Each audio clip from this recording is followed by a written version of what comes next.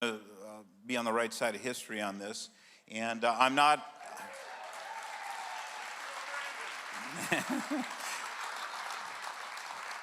Yeah, I'm not Brandon. And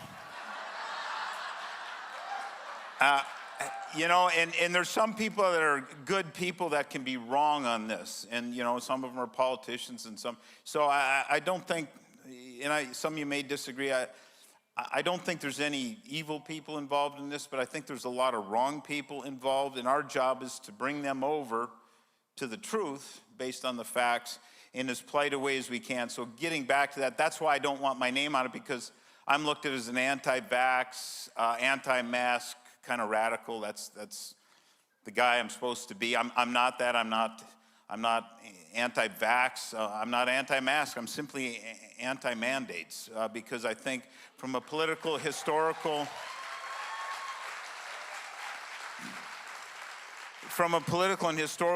perspective, once we travel down this, and you're going to hear from Dr. Yan here in a bit, I think, again. We had a long talk with her last night.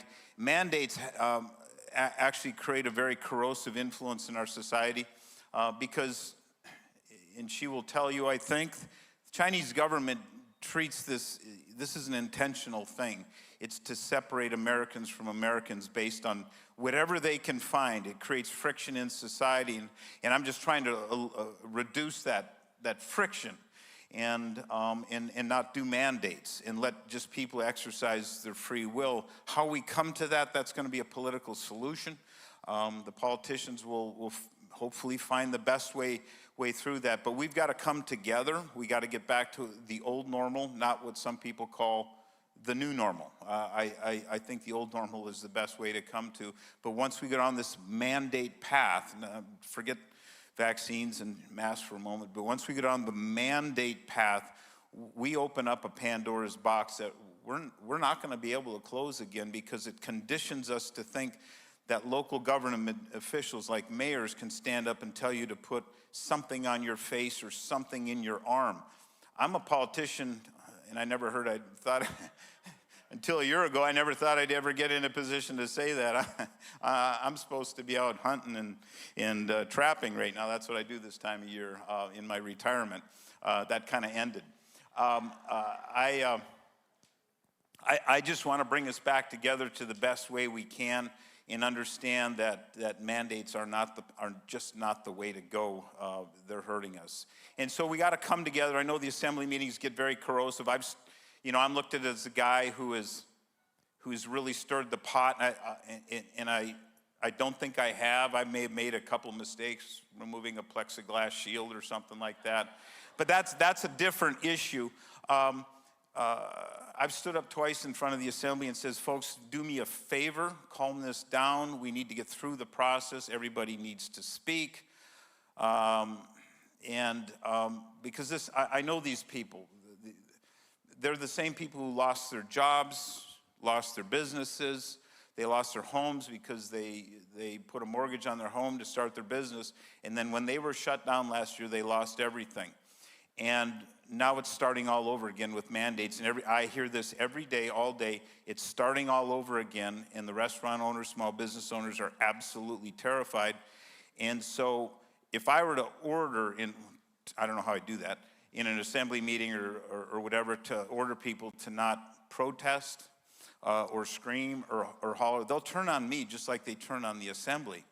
And I just think this tea kettle that's boiling here at a pretty fevered pace, we need to start relieving some of that pressure. And my thing is, and I've told the assembly chair a couple times, I says, just let folks scream, let them holler and vent, because they've lost everything, and they're starting to rebuild, and now they think they're going to lose it again, and they could. But all I can do is commit to you, as long as I'm here, we're not doing mandates, and it's just not going to happen. We know it's not the right path forward as far as curing this pandemic. It just isn't. The scientists are telling us just that. And so I'm trying to find a political solution based on the science that's available, the best science. And I'm just here to tell you, after a long dinner and meeting last night with these folks, this is the best science available. And I know the media disparages them. These people have sacrificed a lot. Dr. Yan is here. You'll get introduced, I think, to her later. And literally, we've got a lot of security in this room because the Chinese government is after her. Because of what she's going to tell you today. They don't want her talking. So there's geopolitics in this, there's local politics, there's medicine, there's science, there's everything else. And let's just come to a solution on this and get as many healthcare professionals. And I was going to ask this too, no cameras looking that way, just all of them looking this way. From the back, how many healthcare professionals do we have in this room? It would be really nice. Oh. A lot more than I thought. Okay. This half was supposed to be the healthcare professional side, but then they opened it up to everyone, I guess. And that's really good because it looked to me like about 3/4 of you were healthcare professionals. And that's why I got into more detail, why Dr. Malone would give more detail. The afternoon session, I guess, I'm being told that the afternoon session is a little bit more general and so dumb people like me can understand it. So anyways, I'm done talking. I'm learning how to be a politician. I like to hear myself talk, so I'll sit down. Thank you. Thanks, Doc. Appreciate it.